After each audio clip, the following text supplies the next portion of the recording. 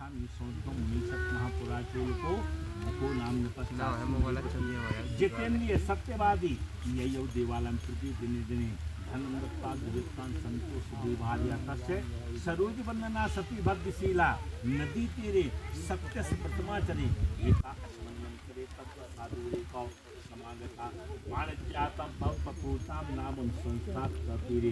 तीसरे अध्याय में एक होलिकामुखी नाम के राजा राज्य करते थे। बहुत वाणी और धर्मात्मा राजा थे, परंतु राजा के कोई संतान न थे। उस समय राजा एक भक्तिशीला नाम की नदी के किनारे पर बैठ करके और राजा रानी बैठ करके भगवान की कथा सुन रहे थे। जब राजा रानी ने बैठ करके भगवान की कथा सुनी, राजा के ऊपर संतान हो जाते उसी पुत्र के जन्मदिन में सत्यनारायण भगवान का पूजन कर रहे थे। जब राजा रानी बैठ करके भगवान का पूजन कर रहे थे, इतने में एक साधु नाम का वानिया नौका पर बैठ करके वो पानी से निकलते हुए देखा। राजा को जब देखा साधु वानिया नौका तो उनके समुद्र के किनारे पर रोक दी और नौका से उतरते समय राजा के पास पहुंचा।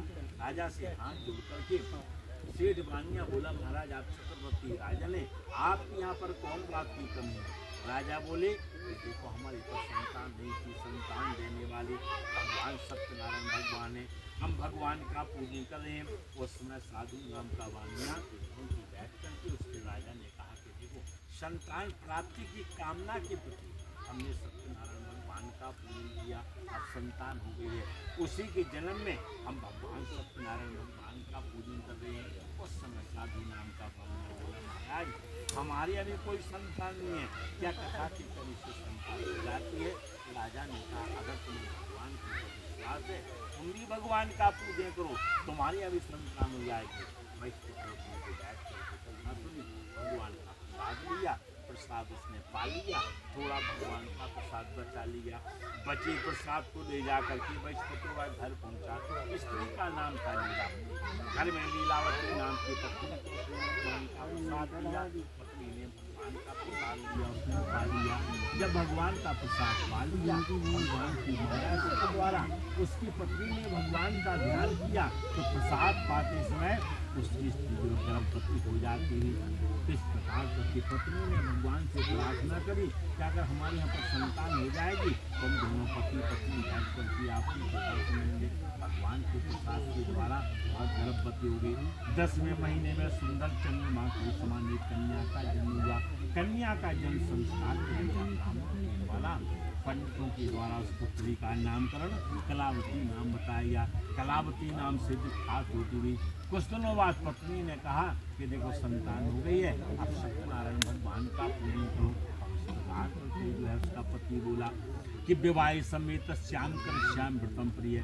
सेठ वानिया बोला कि अपनी पुत्री कलावती के विवाह में हम सत्यनारायण भगवान का पूजन करेंगे। ऐसा आश्वासन दे करके विश्वास दे करके और फिर से वैश्यपुत्र और व्यापार करने के लिए चला गया। भगवान ने घर में ऐसी माया डाली कि शरद पूर्णमाश्यम कलावती की कन्या थी, शरद पुणे के चंद्रमा के समान करके 15 दिन में 15 साल जैसी कन्या हुई। उसका पिता ने देखा कि हमारी बेटी विवाह की योग हो गई है, इसका विवाह अवश्य करना चाहिए। उसने फोन पर व्यापार रखा और सुंदर वर को ढूंढने के लिए चला गया। वर को ढूंढते ढूंढते जो है एक कांचनपुरी नाम के नगर में वहाँ पर सेठ वानिया पहुंचा। वहाँ पर सुंदर वैश्यपुत्र को देखा, सुंदर गुणवान युक्त वर को देख करके उसी समय इस प्रकार करके विवाह के लिए वर्ण कर दिया। वर्ण करने के बाद कुछ दिनों बाद तैयारी कर दी, विवाह कर दिया, कन्या दान कर दिया। परंतु विवाह में भगवान श्री सत्यनारायण भगवान का करना भगवान को कथा करना भगवान दिया। जब कथा करना भूल गया तो भगवान ने श्राप में कहा कि भ्रष्ट प्रतिज्ञा मार्ग श्राप। भगवान बोले जाओ तुम्हारी प्रतिज्ञा मुक्त हो जाए, तुम्हें महान से महान दुख प्राप्त हो जाए। श्राप लग गई भगवान की, सामान को घर में रख लिया।